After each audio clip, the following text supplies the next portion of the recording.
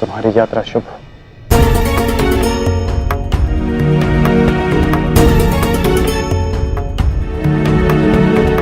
क्रुद्ध सिंह, कुछ कहना चाहते हो?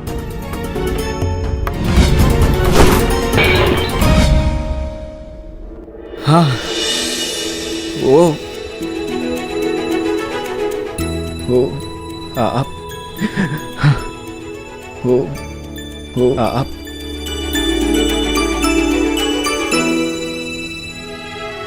मैं भी घर की ओर प्रस्थान कर रहा हूं। घर से आपका तात्पर्य अंग से है ना?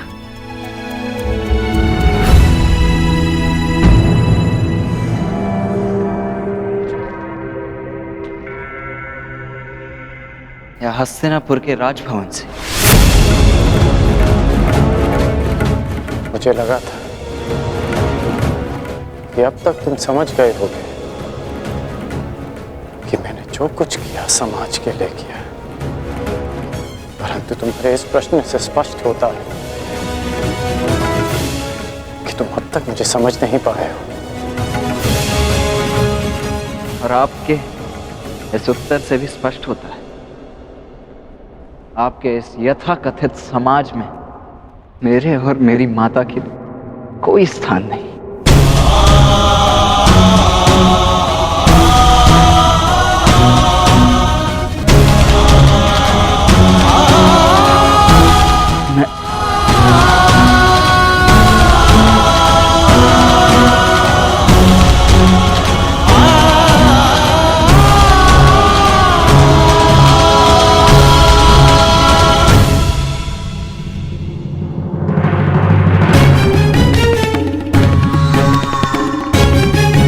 पुत्र कर्ण, मैं कब से तुम्हें ही खोज रहा था।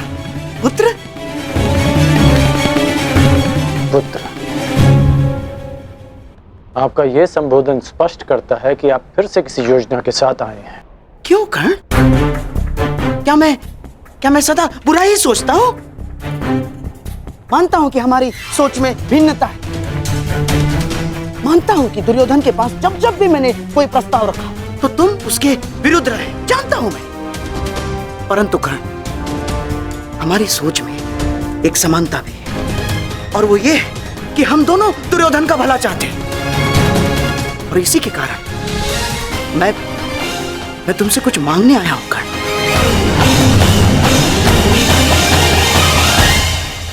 आप मुझसे कुछ मांगने आए हैं? हाँ। आप भूल रहे हैं कि मैं युवराज दुर्योधन नहीं हूं। आपके किसी भी प्रस्ताव के लिए मैं बाध्य नहीं हूं मामा श्री। तब भी नहीं जब हस्तिनापुर का भविष्य संकट में हो। क्या तात्पर्य है आपका? हस्तिनापुर का भविष्य कैसे संकट में है? कदाचित तुम्हें ज्ञात नहीं है कर्ण, दुर्योधन ने द्वारका जाना अस्वीकार कर दिया है। क्या? हाँ, और तुम इसका अर्थ समझते हो ना? परंतु मुझे तो लगा कि वो द्वारका के लिए प्रस्थान कर चुके होंगे। हाँ, इसीलिए तो मैं तुम्हारे पास आया हूं। वो देखो, वो पांडव द्वारका जाने की तैयारी कर रहे हैं। और हमारा दुर्योधन भावनाओं में बह रहा है कर्ण। तुम्हें पता है ना, जो वासुदेव के पास पहले सहायता मांगने के लिए जाएगा, द्वारका उसी का समर्थन करेगा। तुम उसके मित्र हो ना कर्ण। अब तुम्हें उसे समझाना होगा कि वो स्वयं अपने पैरों पर कुल्हाड़ी ना मारे। और इस बात से तुम भी सहमत हो ना कर्ण? इस युधिष्ठिर से राज्य सिंहासन के लिए हमारा दुर्योधन कई अधिक योग्य है। जाओ कर्ण, जाओ, समझाओ उसे।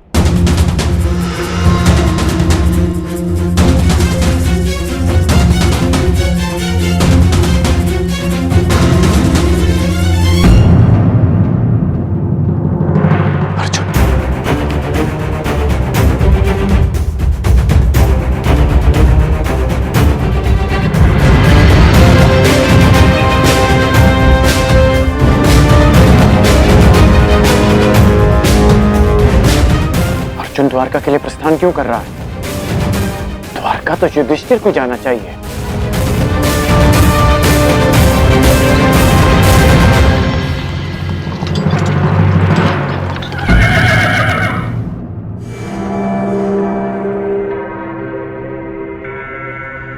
सदा मेरे मार्ग में आने का अभ्यास गया नहीं तुम्हारा। क्योंकि ये मार्ग तुम्हारा नहीं है। क्या तुम द्वारका जा रहे हो अर्जुन? तुम्हें इससे कोई प्रयोजन नहीं होना चाहिए। प्रयोजन है, विशेषकर तब जब बात द्वारका की हो।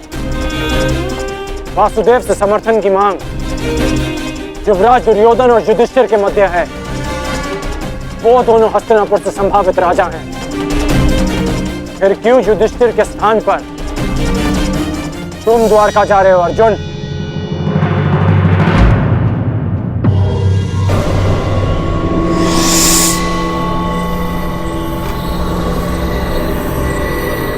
हर जगह छल। वासुदेव के मित्र होने के नाते और उनकी बहन सुभद्रा के पति होने के नाते तुम वासुदेव का समर्थन चाहते हो ताकि तुम्हारा पलड़ा भारी हो जाए। क्या धर्मराज युधिष्ठिर की दृष्टि में यह अधर्म उचित है? क्या धर्म युद्ध में सहायता के लिए एक संबंधी का लाभ उठाना उचित है? क्या तुम्हारे ज्येष्ठ ने यही सिखाया तुम्हें अर्जुन? सावधान कर!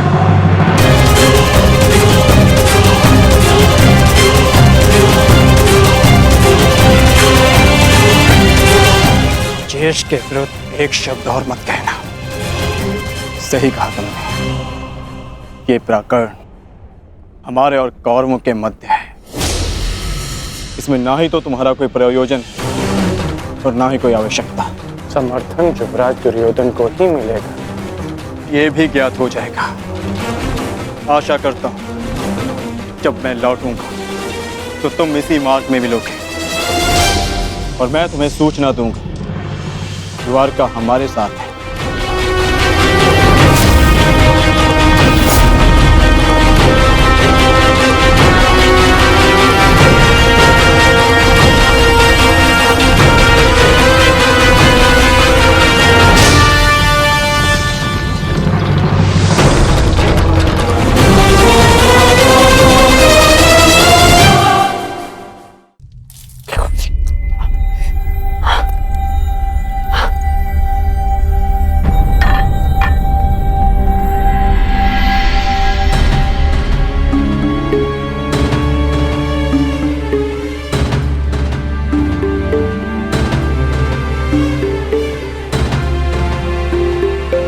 तुमने मुझे देखकर मुस्कुराया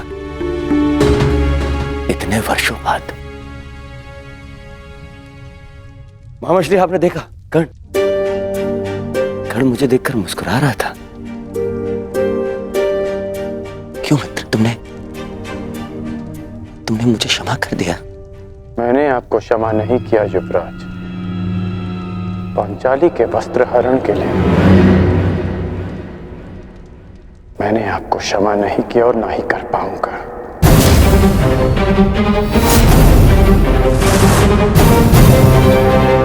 फिर क्यों?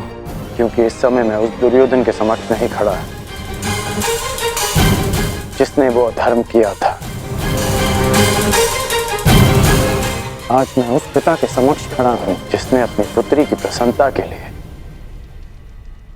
उसके प्रेम को महत्व दिया अपने अहंकार से बढ़कर। और मैं चाहता हूं कि वो पिता फिर से अपने अहंकार को भूल जाए हस्तिनापुर के लिए। मैं कुछ समझा नहीं मित्र। आपको द्वारका जाना होगा युवराज, वासुदेव से सहायता मांगने के लिए। अरे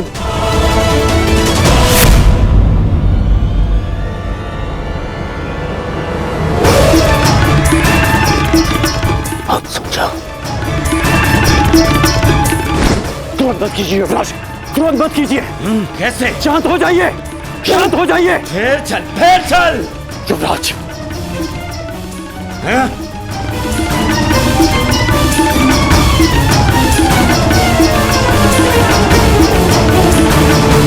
हस्तिनापुर के सिंहासन के लिए मैंने सदा आपको सबसे योग्य माना है युवराज। और मैं चाहता हूं कि यह सिंहासन आप ही का हो, परंतु इसके लिए वासुदेव का साथ बहुत आवश्यक है। मैं पहले ही कह चुका हूं, मैं उस छलिए के समक्ष नहीं झुकूंगा तो नहीं झुकूंगा, बस। वीर वो नहीं होता जो सदा अहंकार में सर उठाए खड़ा रहे। वीर वो होता है जो सर झुकाकर भी अपना उत्तरदायित्व पूरा करे।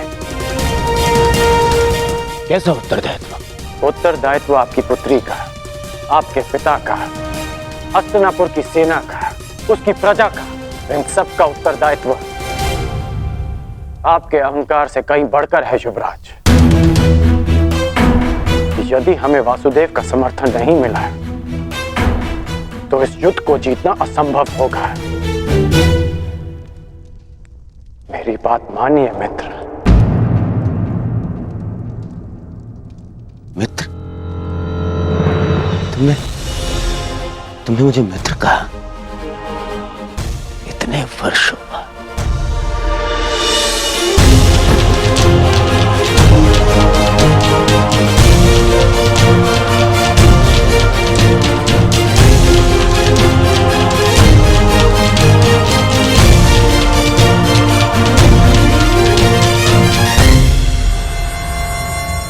अब और कुछ नहीं चाहिए।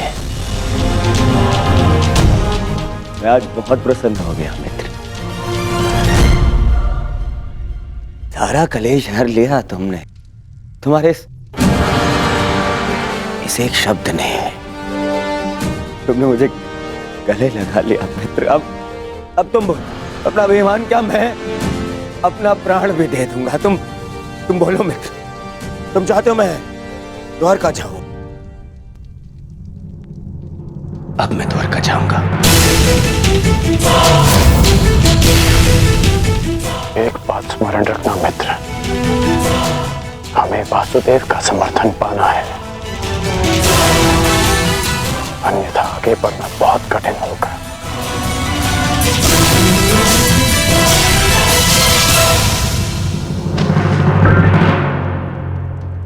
पांडवों की क्या सूचना है मामा? क्या वो द्वारका के लिए प्रस्थान कर चुके हैं? हाँ, परंतु तुम्हें इसकी चिंता करने की कोई आवश्यकता नहीं है दुर्योधन, क्योंकि ये सुनिश्चित करना मेरा काम है कि वो द्वारका तुमसे पूर्व ना पहुंच पाए।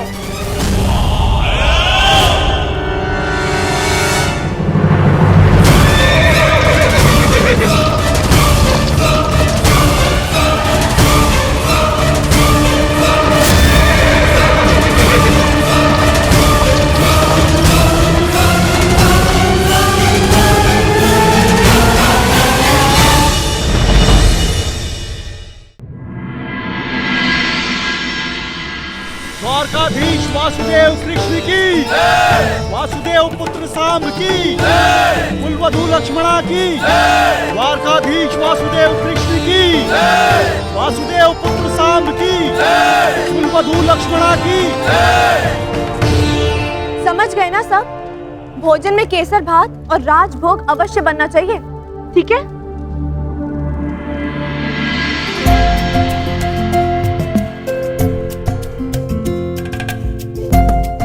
कहाँ थे आप? मैं कब से आपकी प्रतीक्षा कर रही थी। तुम प्रतीक्षा में नहीं, प्रबंध में व्यस्त हो। कौन आ रहा है? अरे और कौन? पिताश्री आ रहे हैं। यहाँ? हाँ, वो विराटनगर में ससुरश्री ने घोषणा की थी ना कि युद्ध में समर्थन की मांग के लिए सबको द्वारका ही आना होगा, तो इसलिए पिताश्री यहाँ समर्थन मांगने आ रहे हैं। समर्थन?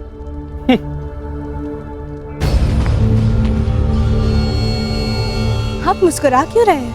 मैं अनुमान लगाने का प्रयत्न कर रहा था कि कौन अधिक भोला है, तुम या तुम्हारे पिताश्री। मैं कुछ समझी नहीं। वही तो समस्या है। चाहे तुम्हारे पिताश्री वासुदेव के चरणों में गिर जाए, उन्हें द्वारका का समर्थन नहीं मिलेगा। परंतु क्यों? यदि शर्त अनुसार मेरे पिताश्री यहाँ पहले पहुंच जाए तो फिर वो समर्थन क्यों नहीं करेंगे? जितना मैं वासुदेव को जानता हूं,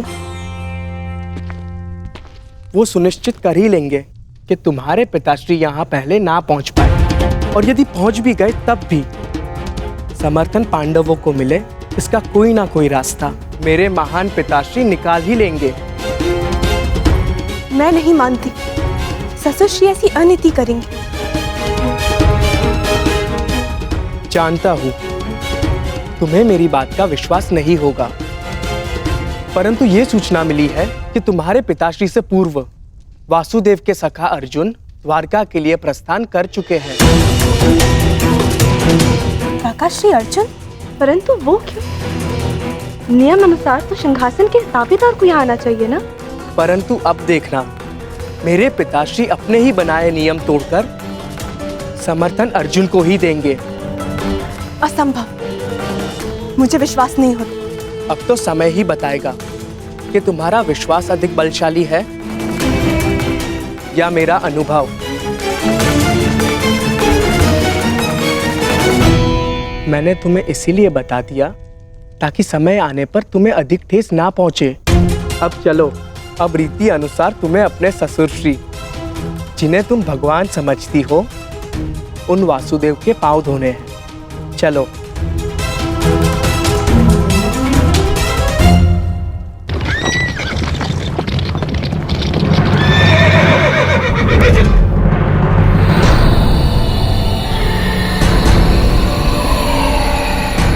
कहाँ है अर्जुन? इतने कम समय में इतना आगे निकल गया कि दिखाई नहीं दे रहा है।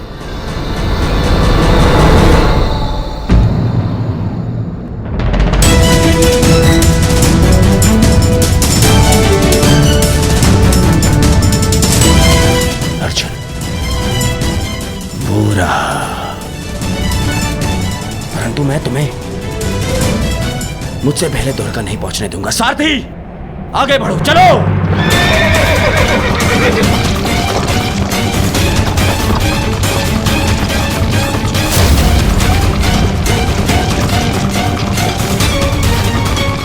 समझ में नहीं आ रहा कि कैसे इससे आगे निकलो।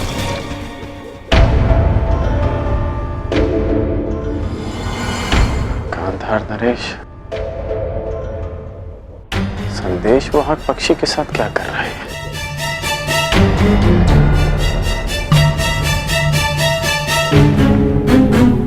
फिर किसी छल की योजना बना रहे हैं मामा श्री? ना ना, एक छल के उत्तर देने का प्रयास कर रहा हूं केवल, जो पांडवों ने किया है। आ जाओ।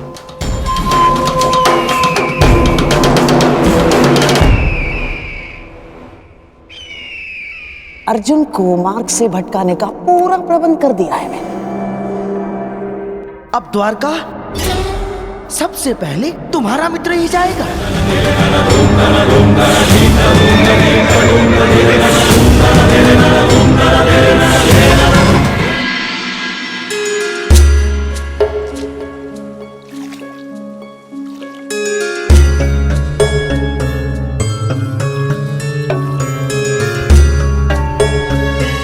चाहे तुम्हारे पिताश्री वासुदेव के चरणों में गिर जाए, उन्हें द्वारका का समर्थन नहीं मिलेगा।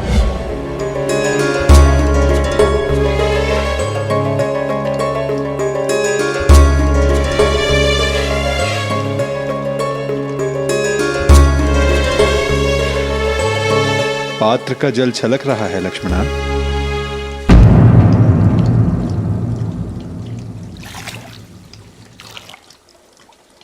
जी, मैं तुम्हारे मन के पात्र की बात कर रहा हूं पुत्री।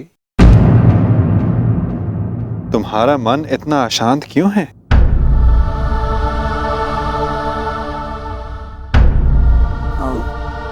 ससुर जी, वो मैं ससुर जी नहीं, पिताश्री।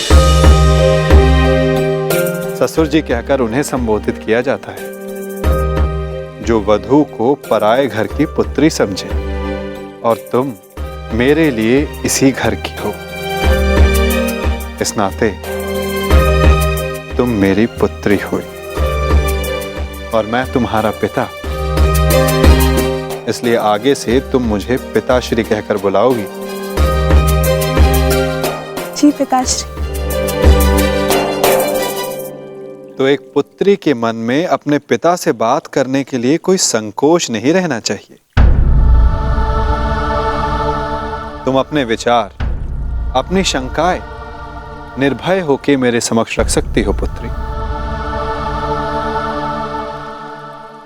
तो बताओ, तुम्हारा मन इतना अशांत क्यों है?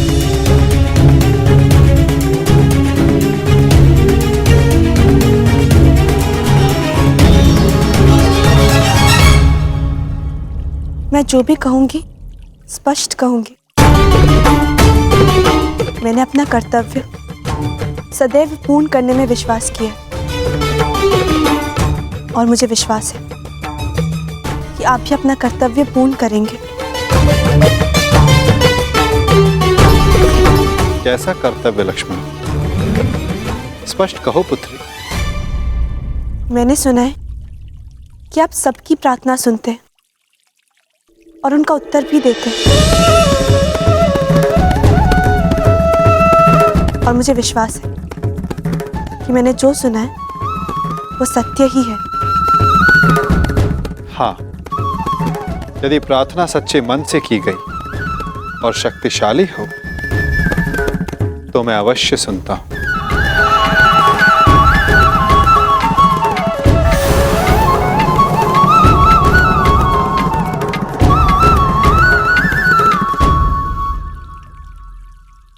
प्रतीत होता है कि ये स्थान इस भारी वार्ता के लिए उपयुक्त नहीं है। तुमने द्वारका के राजभवन के उपवन देखे? बड़े सुंदर हैं। आओ, मैं तुम्हें उपवन विहार करवाता हूं। सात्विक शीघ्रता करो।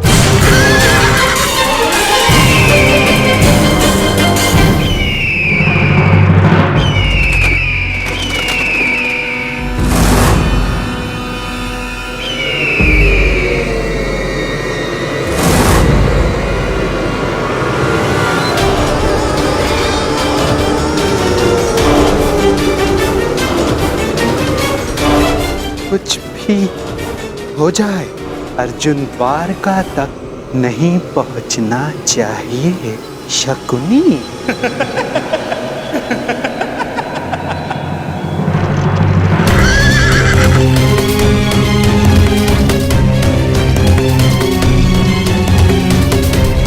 द्वारका का ध्वज अर्थात मैं वासुदेव के निकट हूं, द्वारका के निकट।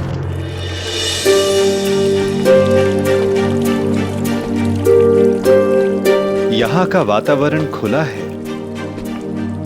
तुम खुलकर बात कर सकती हो लक्ष्मणा। कहो, क्या संदेह है तुम्हारे मन में? संदेह है कि आप समर्थन के लिए पिताश्री को नहीं चुनेंगे। मन नहीं मानता,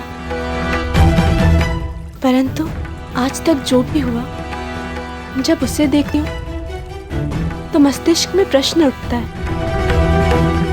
कि आप पक्षपात तो नहीं करेंगे। कैसा पक्षपात पुत्री? आपने कहा था कि द्वारका में जो भी आपके समक्ष सबसे पहले पहुंचेंगे आप उन्हीं का समर्थन करेंगे। तो यदि पिताश्री पांडवों से पूर्व आपके समक्ष आ जाए तो आप उन्हीं का समर्थन करेंगे ना, उन्हीं को चुनेंगे ना?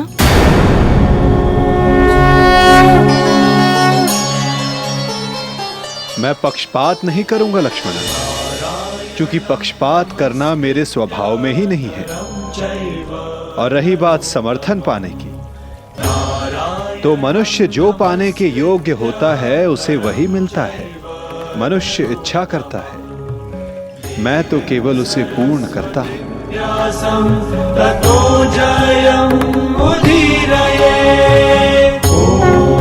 प्रतीत होता है कि तुम्हें तुम्हारे प्रश्न का उत्तर अभी तक नहीं मिला।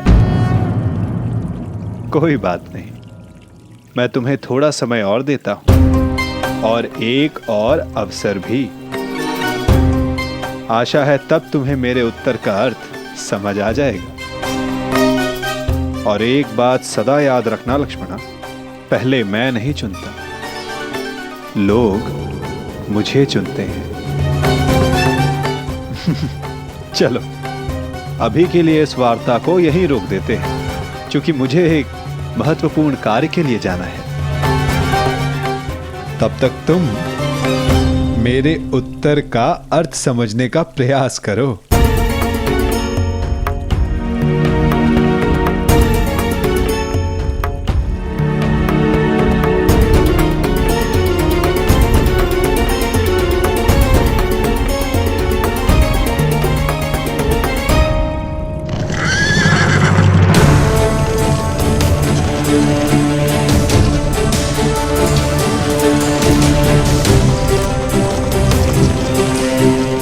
प्रतीत होता है वासुदेव कहीं के लिए प्रस्थान कर रहे हैं।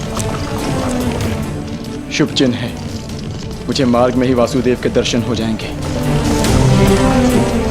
मुझे अभी जाकर उनसे मिलना चाहिए। सारथी, शीघ्रता करो।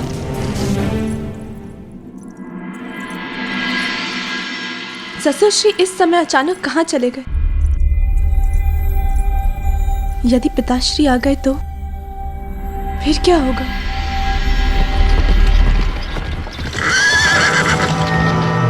सुनिए महोदय, वासुदेव कहाँ है? जी वो तो उस ओर अपने शिविर में है। चलो सारथी।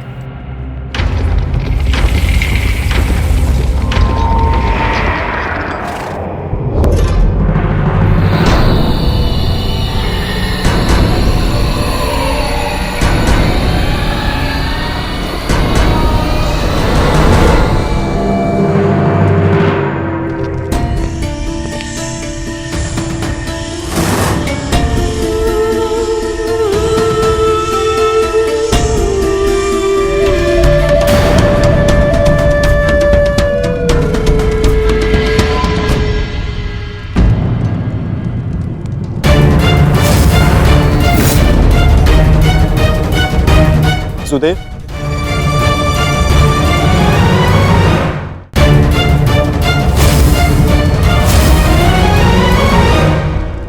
वासुदेव, स्वागत है।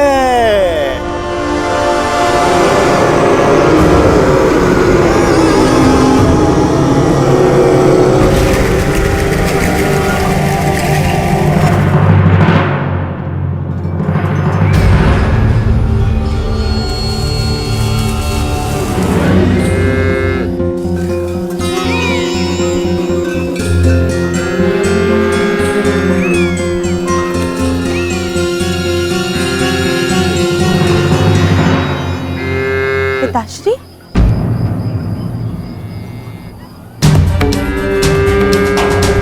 मुझे लगा था कि आप किसी महत्वपूर्ण कार्य से बाहर गए, परंतु आप तो यहाँ गौ माता को भोजन खिला रहे हैं।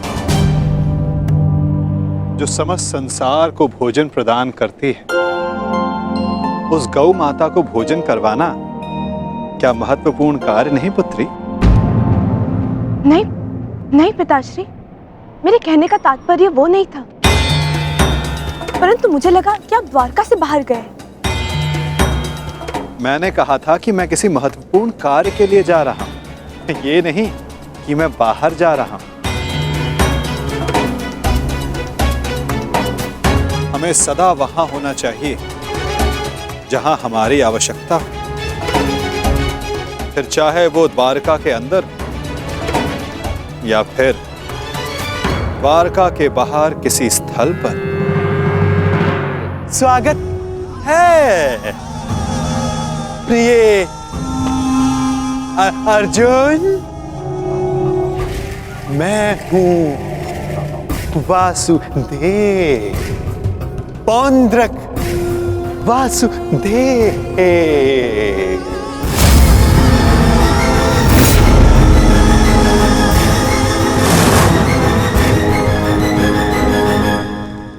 मुझे लगा आप वासुदेव हैं, परंतु आप तो बातें करने के लिए अभी बहुत समय शेष है।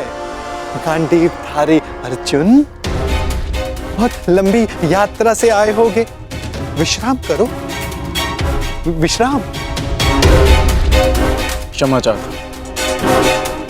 मुझे लगा वासुदेव हैं इसलिए यहां रुक गए, परंतु आप वासुदेव नहीं हैं। क्या?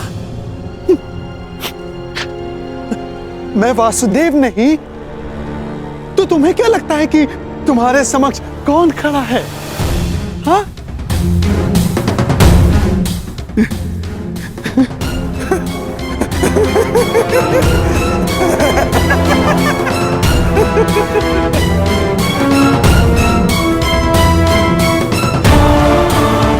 क्या हुआ अर्जुन? इतने असमंजस में क्यों हो? तुम्हारे मुख पर ये व्यथा क्यों?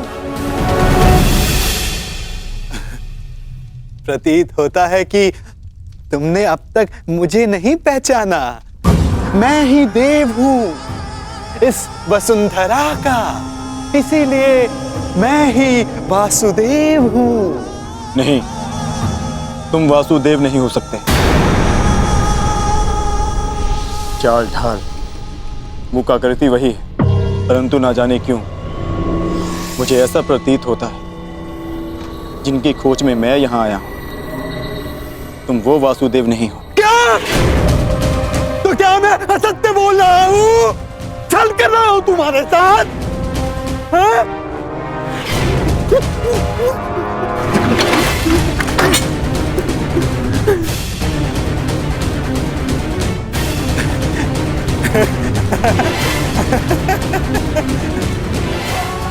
पार्थ, मैं ही वास्तविक वासुदेव हूं, वास्तविक वासुदेव, तुम्हारा सखा, तुम मेरे पास।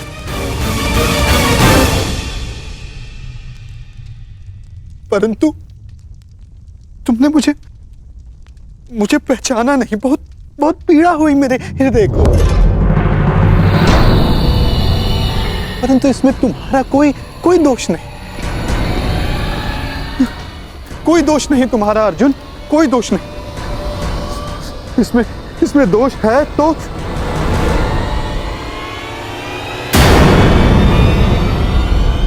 उस छलिए कृष्ण का।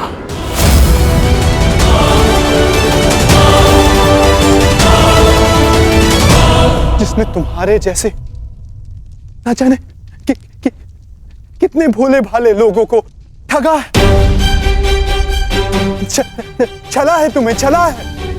परंतु तुम भाग्यशाली हो पार्थ, जो तुम मुझसे मिले, वास्तविक वासुदेव से। हाँ, मैं ही वास्तविक वासुदेव हूं। जब समस्या उलझन बनकर मन मस्तिष्क पर हावी हो जाए तो उचित यही होता है कि उसे कुछ समय के लिए भुला दिया जाए। तब वो उलझन स्वयं ही अपने आप को सुलझा लेती है।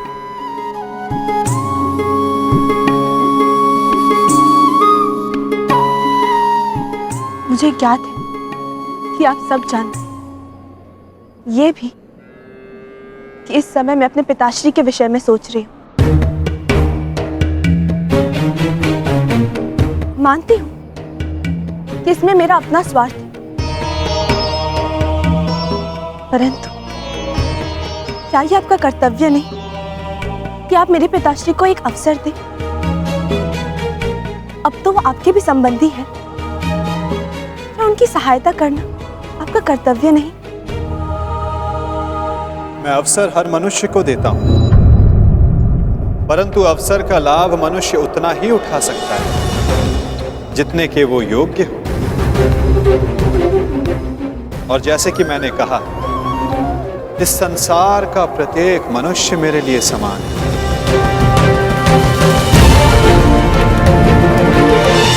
मनुष्य मुझे चुनता है, मैं मनुष्य को नहीं चुनता। जो भी मनुष्य मेरे समक्ष निरपराध और निर्दोष मन से आएगा, मैं उसी का पक्ष चुनूंगा। मैं ही तुम्हारा उद्धारक हूं। मैं ही तुम्हें जीवन का मार्ग दिखाऊंगा। बस अंतर केवल इतना है बात कि कृष्ण के पास मेरा सुदर्शन चक्र है जो उसने मुझसे हथिया लिया था। मुझे बस वो सुदर्शन चक्र चाहिए अर्जुन, जिस पर आरंभ से मेरा अधिकार था। हथिया लिया उसने। उस चक्र को दिखाकर उसने अनेकों के साथ छल किया, छल। बस वो सुदर्शन चक्र मुझे मिल जाए, फिर सब कुछ मेरे अधीन होगा पार्थ अर्जुन, सब कुछ, क्योंकि मैं ही असली वासुदेव हूं। सारा विश्व जान जाएगा कि पुंडरक वासुदेव ही सारे विश्व का वास्तविक रचयिता है, भगवान है, ईश्वर है। वो छलिया कृष्ण नहीं है, मैं ही हूं अर्जुन, मैं ही हूं। और वो छलिया कृष्ण ढोंगी है, पाखंडी है, छलिया है ना अर्जुन, है ना? ये तो निश्चित है, ये वासुदेव ने, परंतु फिर इसने वासुदेव की पोशाक क्यों धारण की है?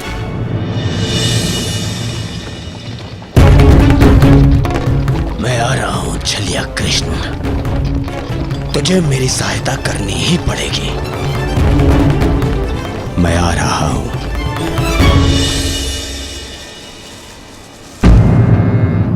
क्या हुआ पिताश्री? ये गऊ इतना व्यथित क्यों है? चूंकि ये जानती है कि अब समय हो गया। कौन सा समय? मेरे विश्राम का पुत्री, थकान की अनुभूति हो रही है मुझे। अब मुझे जाना होगा। मुझे उस समय वासुदेव के समीप रहना होगा ताकि उन्हें किसी भी प्रकार का पक्षपात करने से रोक सकूं। मुझे पता है लक्ष्मणा कि तुम्हारे मन में क्या चिंता है, परंतु मेरा विश्वास करो, जो भी मेरे समक्ष प्रथम आएगा मैं उसी का समर्थन करूंगा।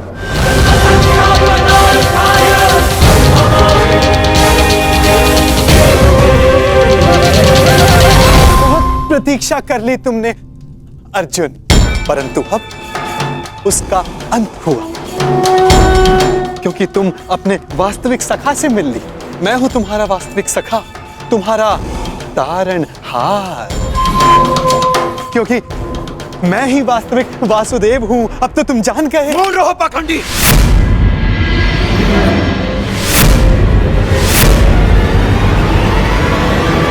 तुम्हें क्या लगता है कि वासुदेव की पोशाक धारण कर लेने से तुम वासुदेव बन सकते हो? दया आती है तुमको देखकर अर्जुन। जो पहले आया तुम्हारे समक्ष उसी को वासुदेव समझ लिया। हाँ? बहुत बड़ी भूल कर रहे हो तुम, परंतु अब तुम चिंता मत करो पार्थ अर्जुन। अब तुम मुझसे मिल लिए हो ना, सब ठीक हो जाएगा। मैं तुम्हारी इस भूल को सुधारूंगा। भूल तुमने की है और आंखें भी तुम्हारी बंद हैं। वासुदेव कर्म में विश्वास रखते हैं, दिखावे में नहीं। पर वास्तविक वासुदेव अपने आप की प्रशंसा नहीं करते और ना ही दूसरों की आलोचना। उनके कर्म ही उन्हें वासुदेव बनाते हैं और वो स्वयं से पूर्व संसार के हित की सोचते हैं। परंतु तुम केवल स्वार्थी मनुष्य हो जो अपने आप को वासुदेव कहते हो। सत्य तो ये है कि तुम्हें वासुदेव का अर्थ भी नहीं पता, नहीं समझते तुम। स्वप्न से बाहर निकलो और सत्य क्या है उसे समझो। मौन रहो दुस्साहसी! इतना दुस्साहस तुम्हारा कि यहाँ पर मेरे समक्ष ऐसी बातें कर रहे हो। तुम्हें अंदेशा भी नहीं है कि नियति तुम्हें मेरे समक्ष लेकर के आई है, क्योंकि तुम अनुचित मार्ग पे जा रहे हो अर्जुन। मैं तुम्हें सही मार्ग दिखाना चाह रहा हूं। परंतु मैं समझ गया कि यह सब मुझे मेरे उचित मार्ग से भटकाने का प्रयत्न था। और इस बात का भी अनुमान है मुझे कि यह सब करने के लिए तुम्हें यहां किसने भेजा है।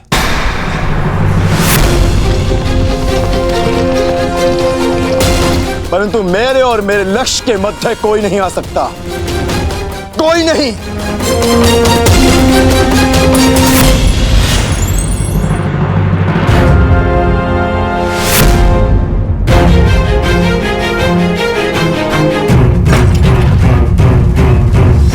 मेरे समक्ष आओ, अपने आप को वासुदेव कहने वाले बहरूपिये, समक्ष आओ। हाँ, उचित कहा तुमने अर्जुन, मैं बहरूपिया ही हूँ। कई रूप है मेरे। माखन चोर, कान्हा, बंसीधर और रणछोड़। इसीलिए रन छोड़कर भाग रहा हूँ। मुझे अपना समय व्यर्थ नहीं करना चाहिए। मुझे शीघ्र अतिशीघ्र वासुदेव के पास पहुंचना है।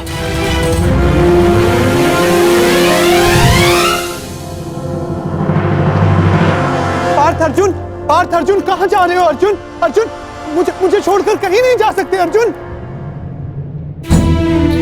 घर से आपका तात्पर्य अंग से है ना, या हस्तिनापुर के राजभवन से? आपके इस यथाकथित समाज में मेरे और मेरी माता के लिए कोई स्थान नहीं।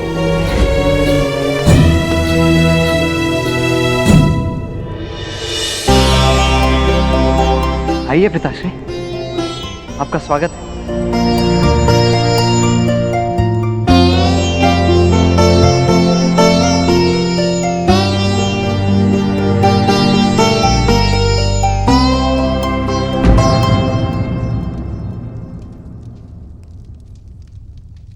क्या हुआ सुप्रिया? कुछ नहीं, मैंने अभी जो इन्हें निर्णय सुनाया है ये उसी की प्रतिक्रिया है। कैसा निर्णय?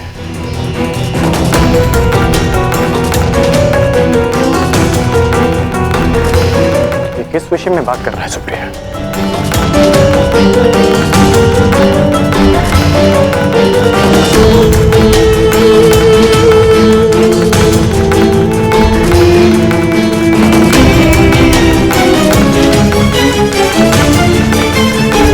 सुप्रिया, पिताश्री, वो कुछ नहीं कह पाएंगी, परंतु मैं बताता हूं। वो मैं आपसे धनुर्विद्या और युद्ध कला का ज्ञान सीखना चाहता हूं।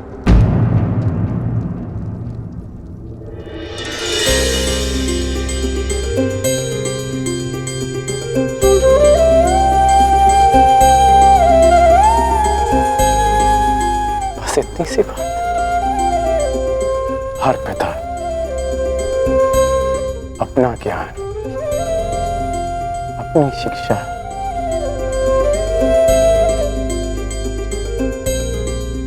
अपनी संतान को देना चाहता। मुझे बहुत प्रसन्नता होगी तुम्हें सिखाकर।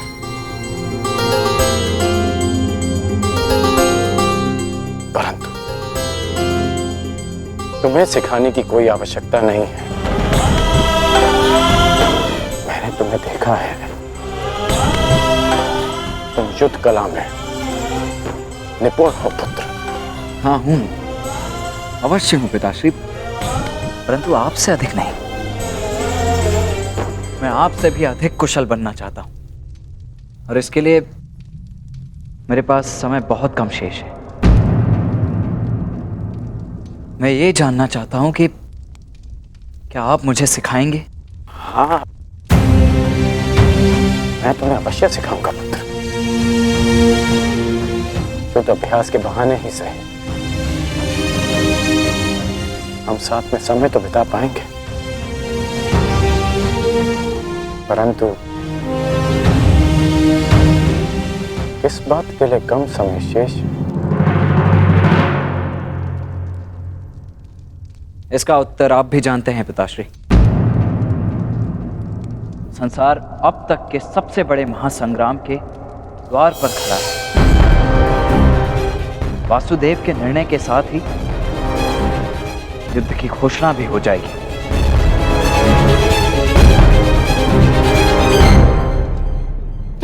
ठहरो पार्थ, ठहरो।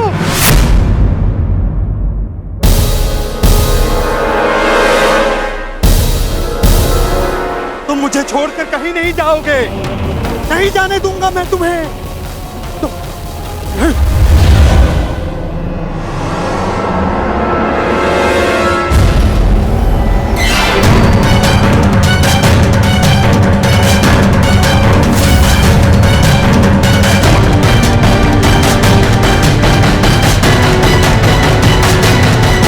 कहीं नहीं जाने दूंगा तुमको।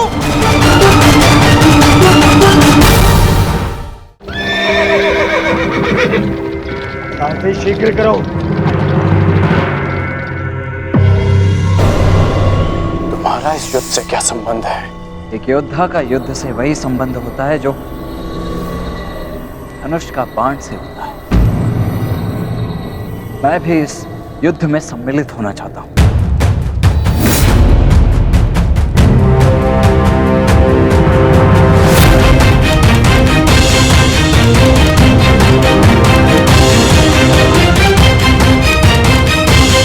इसीलिए तुम मुझसे परीक्षण लेना चाहते थे?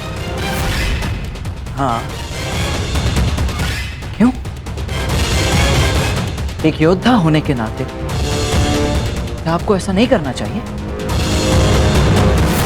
करना चाहिए, मुझे ऐसा करना चाहिए। देखो पुत्र, मैं तुम्हारे निर्णय का बहुत सम्मान करता हूं।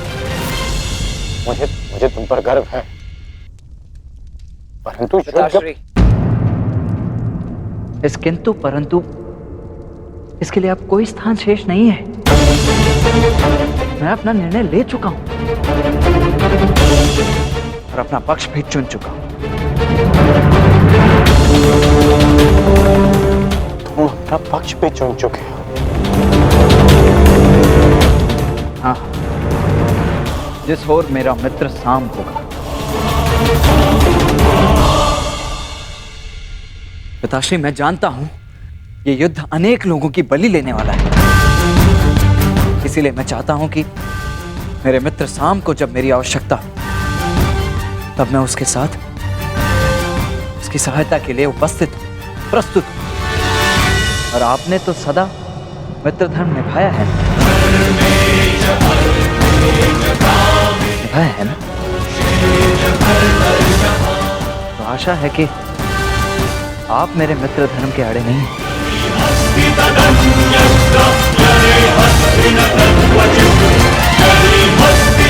मुझे अभ्यास करने जाना है। प्रणिपात। देखो, जो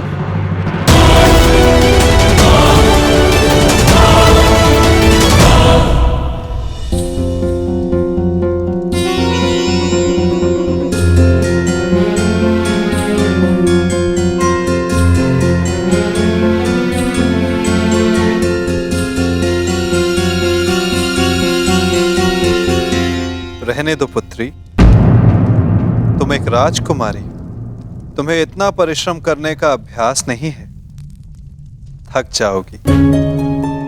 नहीं पिताश्री, आप चिंता मत कीजिए, मैं कर लूंगी।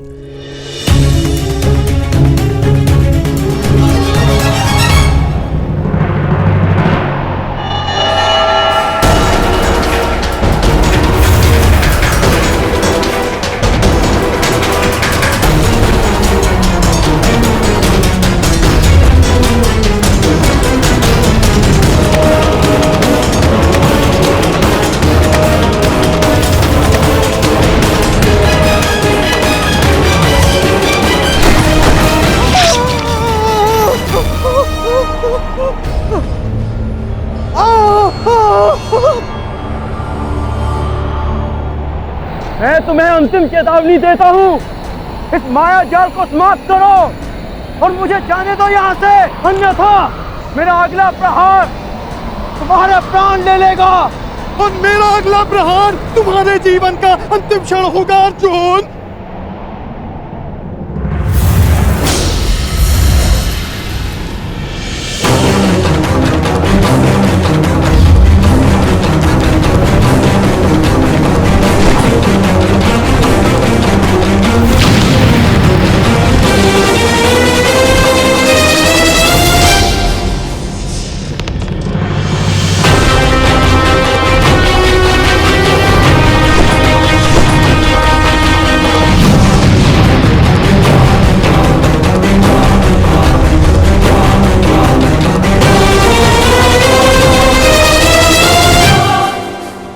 ठीक है, तुम मुझे अपना आराध्य नहीं मानते ना, सही। तुम जा सकते हो, क्योंकि मैं तुम्हारा शत्रु नहीं, ना तुम मेरे शत्रु हो। परंतु उस धूर्त कृष्ण को एक संदेश मेरा अवश्य दे देना।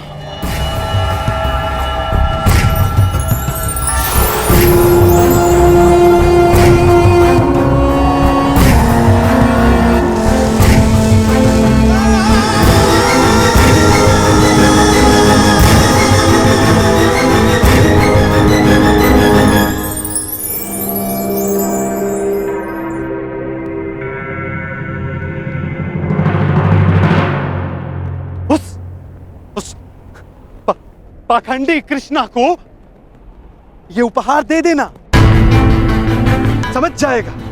कहना उसको कि उसके पास मेरी एक वस्तु है जो मुझे चाहिए। तुम जा रहे हो, जाओ जाओ, परंतु तुम मेरे पास अवश्य आओगे। आना ही होगा, तुमको आना ही होगा।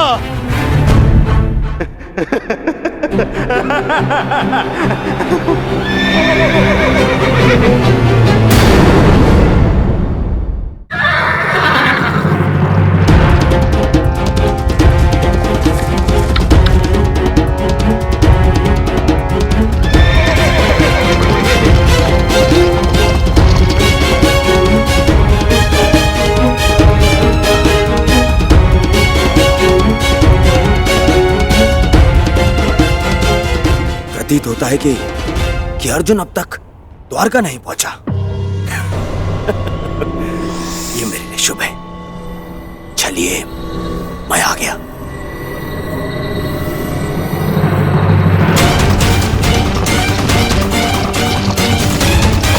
और शीघ्रता करो सारथी।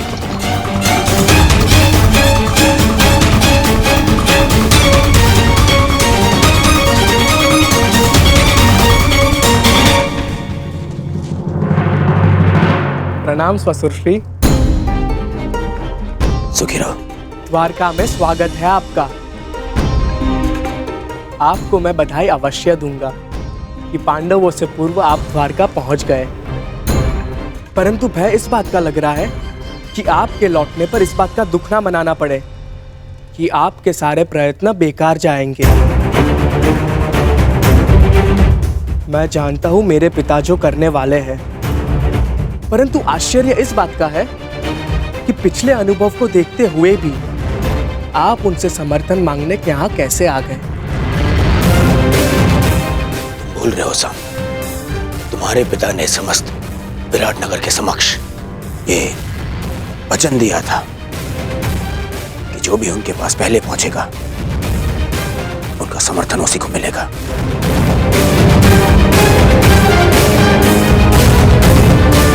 और देखो मुझे, मैं पांडवों से पहले यहाँ पहुंचा हूं। ये जानते हुए भी कि वचन तोड़ने मरोड़ने में वो सिद्धहस्त है।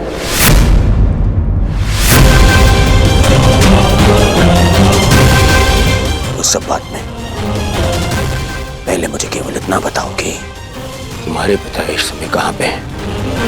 मुझे उनसे अभी मिलना है। इस समय वो विश्राम कर रहे हैं। मुझे विश्वास है इसमें भी उनकी कोई चाल है। कहाँ है तुम्हारे पिता का विश्राम कक्ष?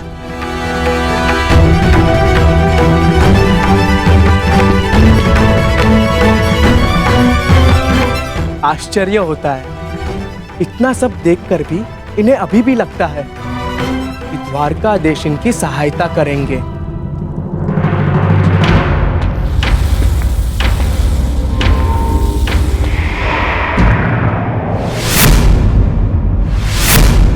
दुर्योधन का रथ! हे ईश्वर, कहीं माधव ने उसे समर्थन का वचन तो नहीं दे दिया?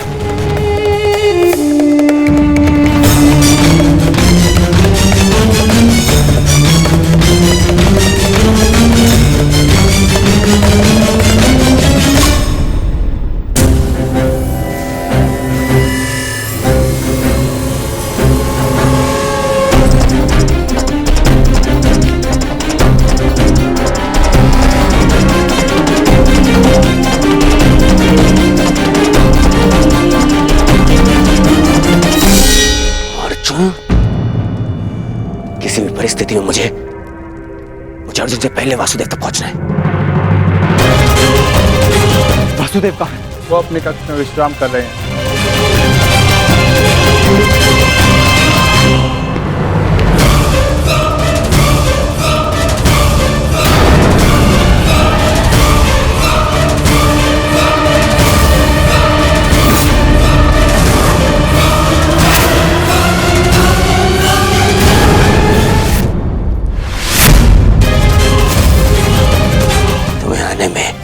अनेक विलंब हो गया अनुज, अनेक विलंब।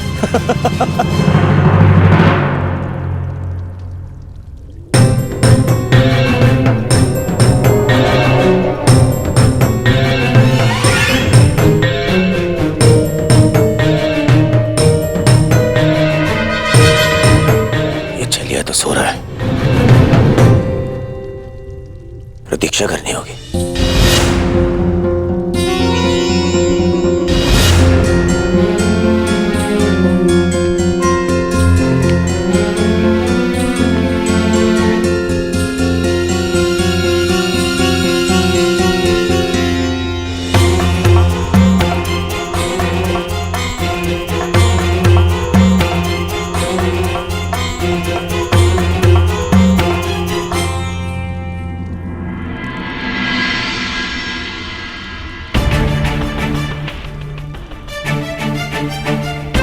माधव विश्राम कर रहे हैं, जगाना उचित नहीं होगा।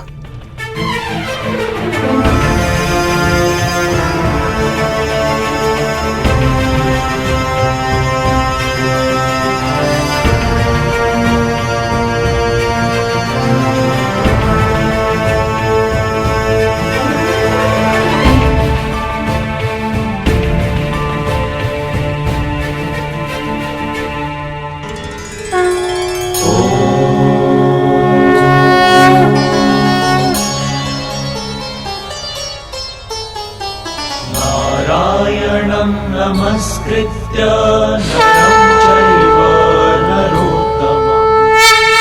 अरे अर्जुन, एक वर्ष किन्नर क्या रहे, तुम तो क्षत्रियों के लक्षण ही भूल गए। केवल समर्थन पाने के लिए तुम क्षत्रिय कुल का अपमान कर रहे हो। तुम तो धरा पर बैठ गए ऐसे। जो इस धरा के स्वामी हैं, उनके समक्ष ब्राह्मण क्या और क्षत्रिय क्या।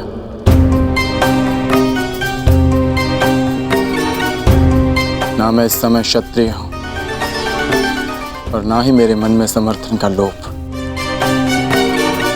मैं तो केवल इस समय एक भक्त हूं जो अपने आराध्य के चरणों में बैठा है।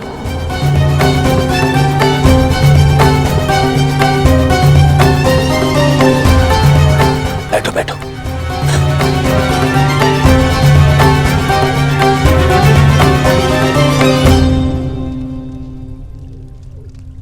माधव,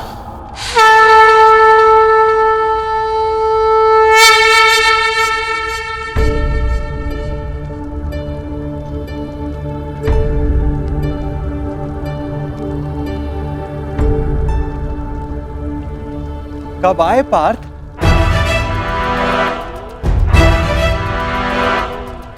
मुझे तो तुम्हारे आने का भान ही नहीं हुआ। आप विश्राम कर रहे थे माधव। इसलिए जगाना उचित नहीं समझा। और तुम नीचे क्यों बैठे हो? इधर आओ, मेरे समीप आकर बैठो। माधव, मैं यहाँ आपका युद्ध के लिए समर्थ। अरे ठहरो, यहाँ पे पहले मैं आया तो समर्थन मांगने का अधिकार मेरा है। अरे दुर्योधन, तुम भी यहाँ हो? आश्चर्य। आश्चर्य है? आश्चर्य तो मुझे हो रहा है। मेरे आने पर तो आप उठे नहीं, और अर्जुन के आते ही आपकी नींद खुल गई।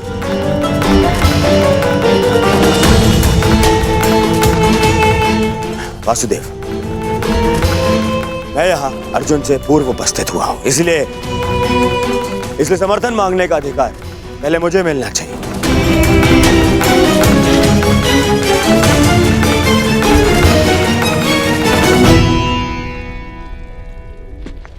ये तुम्हारा मत है दुर्योधन, परंतु पहले मैंने अर्जुन को देखा, इसलिए मांग रखने का अवसर पहले अर्जुन को ही मिलना चाहिए। यही धर्म है।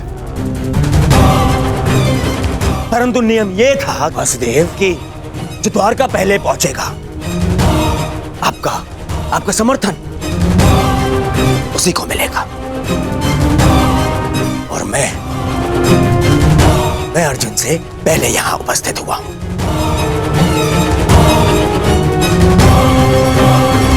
कदाचित तुमने नियम ठीक से नहीं सुना था दुर्योधन।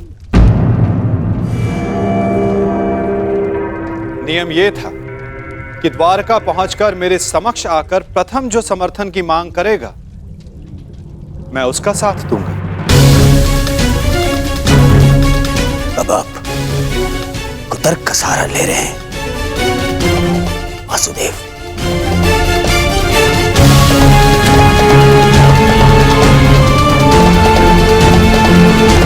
जानता था मैं कि आप पक्षपात अवश्य करेंगे। आरोप मत लगाओ माधव पर।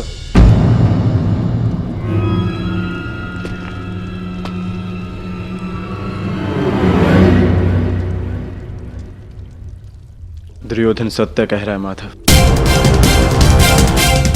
मुझसे पूर्व ये यहाँ उपस्थित था, परंतु आपके पीछे बैठने के कारण आप इसे देख नहीं पाए। इसलिए समर्थन का पहला अवसर दुर्योधन को ही मिलना चाहिए।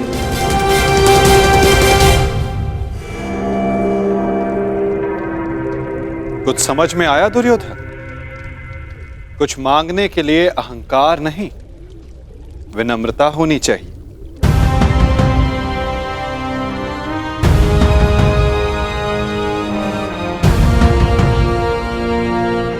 कहो, क्या चाहिए? मैं चाहता हूं कि आने वाले महायुद्ध में द्वारका हम कौरवों का समर्थन करें विनम्रता से।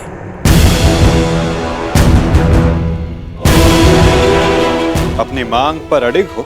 हाँ, अडिग हूं। मेरी यही मांग है। मैं चाहता हूं कि महायुद्ध में द्वारका हम कौरवों का समर्थन करें। ठीक है, तथास्तु।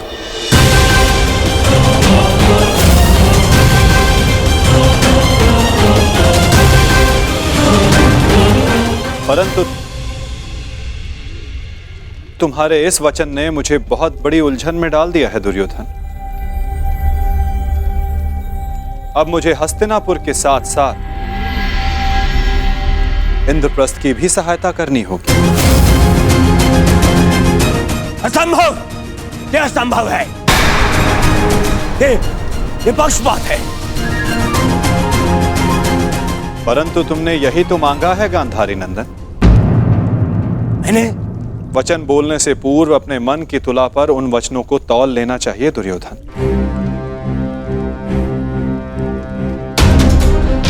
तुमने कहा कि कौरवों को द्वारका का समर्थन मिलना चाहिए। अपने द्वेष के कारण तुमने पांडवों को सदा भिन्न माना।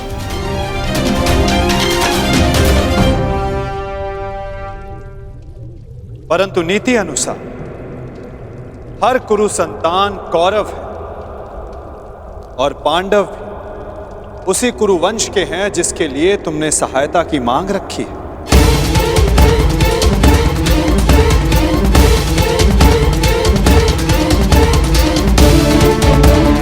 इसलिए मुझे अपना समर्थन दोनों पक्षों में बांटना होगा।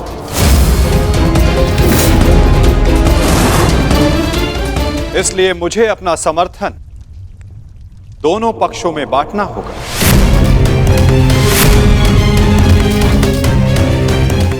क्या करूं? पक्षपाती होना मेरे स्वभाव में जो नहीं। पक्षपात तो कर ही रहे हैं आप। हम दोनों एक दूसरे के विरुद्ध खड़े हैं, तो स्पष्ट कीजिए हम दोनों को एक साथ कैसे समर्थन देंगे आप?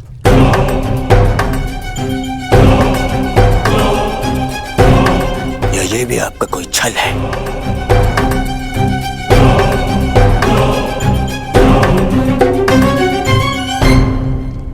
विभाजन से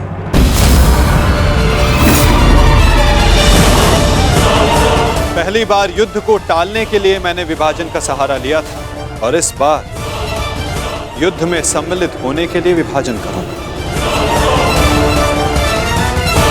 मैं द्वारिका की शक्ति को 2 भागों में विभाजित करूंगा।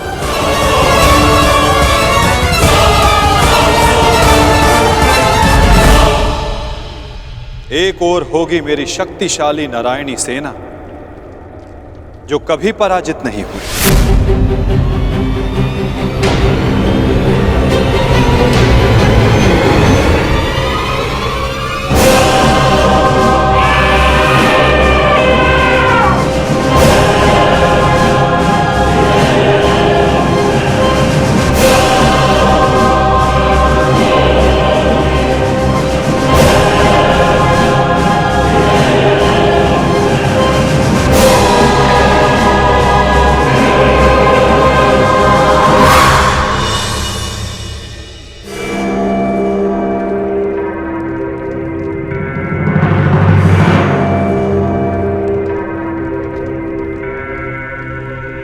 और दूसरी ओर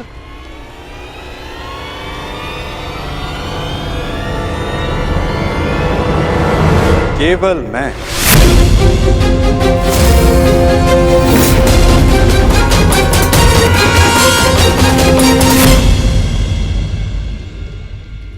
अकेला और निहत्था। मैं वचन देता हूं किसी भी परिस्थिति में मैं इस युद्ध में अस्त्र नहीं उठाऊंगा।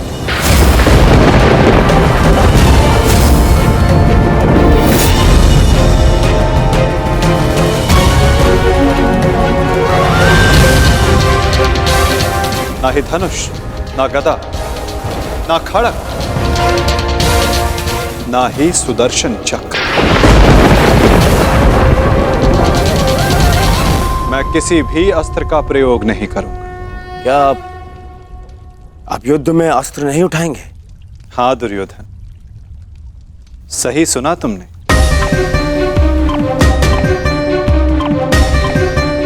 मैंने निर्णय ले लिया है कि मुझे क्या चाहिए। नहीं दुर्योधन, पहले तुम्हें मांगने का अवसर नहीं मिलेगा। क्या? ये मांग कुरुवंश के मध्य हो रही है और अर्जुन तुम्हारा अनुज है। और धर्म कहता है कि मांगने का पहला अधिकार अनुज का होता है। कोई अनुज नहीं है, वो शत्रु है ये मेरा। और आपने ने कहा था जो आपके समक्ष पहले आएगा आपका समर्थन उसी को मिलेगा। मैंने अपना वचन निभाया दुर्योधन। तुमने कुरुवंश को समर्थन देने की मांग की और कुरुवंश के लिए मैंने अपनी शक्ति को 2 भागों में विभाजित किया। अब विषय नीति का है दुर्योधन, और नीति के अनुसार प्रथम मांगने का अधिकार अर्जुन को है। यदि बात नीति की है तो इस अर्जुन का यहाँ आना ही नीति सम्मत नहीं है। किसी राज्य का राजा नहीं है वो। राजा तो तुम भी नहीं हो युवराज दुर्योधन, परंतु मैं अपने पिता महाराज धृतराष्ट्र का प्रतिनिधित्व करता हूं। और मैं अपने ज्येष्ठ भ्राता महाराज युधिष्ठिर का प्रतिनिधित्व करता हूं। राजा है? कैसा राजा? 13 वर्ष पूर्व उनसे उनका सिंहासन छिन चुका है, और वही सिंहासन उन्हें मिले, इसलिए ये युद्ध हो रहा है। तो यदि तुमने राज्य लौटा दिया होता तो ये युद्ध कभी नहीं होता। यदि अज्ञातवास पूर्ण किया होता तो राज्य अवश्य लौटा देता।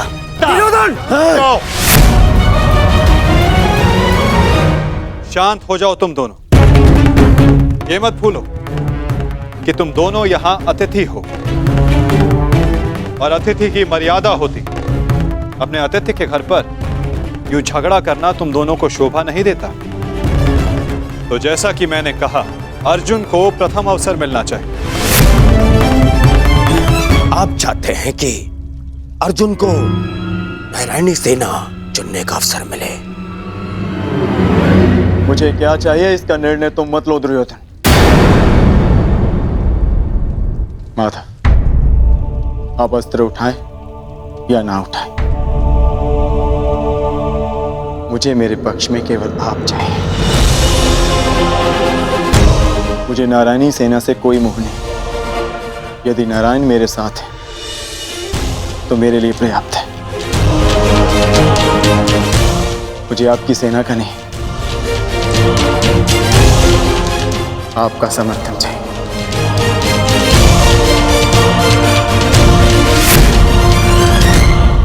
क्या आपको यह विनती स्वीकार है माता?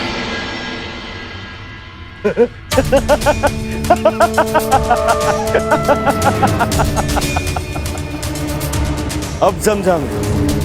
ये 12 वर्ष के वनवास ने तुम्हारा क्षत्रिय गुण ही नहीं, तुम्हारी बुद्धि भी हर ली है। मूर्ख। स्वयं मेरे गले में विजयश्री की माला पहना दी तुमने तो स्वयं अपनी पराजय का मार्ग चुन लिया। इतनी विशाल शक्तिशाली अपराजय सेना को ठुकराकर, और तुमने चुना निहत्थे कृष्ण को, जो अब कदाचित स्वयं की रक्षा भी नहीं कर पाएगा युद्ध में।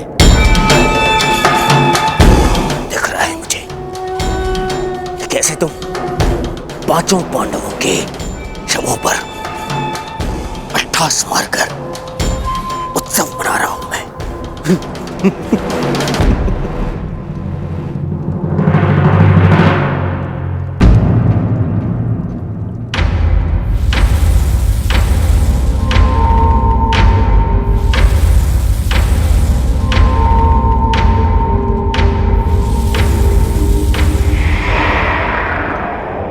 कृष्ण मुस्कुरा रहा है।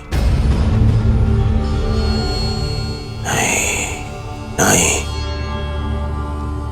कुछ तो छल है। अब समझा। नारायणी सेना मुझे दे दी, जबकि उसके स्वामी तो आप स्वयं हैं। वो अपने ही स्वामी पर प्रहार कैसे करेगी? उल्टा वो तो हमारी ही सेना को हानि पहुंचाएगी। नहीं, ये छल है ये। नहीं दुर्योधन, यदि ऐसा होता तो मैं पहले ही तुम में से किसी एक को पूर्ण समर्थन दे चुका होता। पक्षपात ना हो इसलिए मैंने अपनी शक्ति को 2 भागों में विभाजित किया है। परंतु क्या है ना वासुदेव, मुझे संदेह है कि आपकी ये सेना मेरा आदेश नहीं मानेगी। अवश्य मानेगी।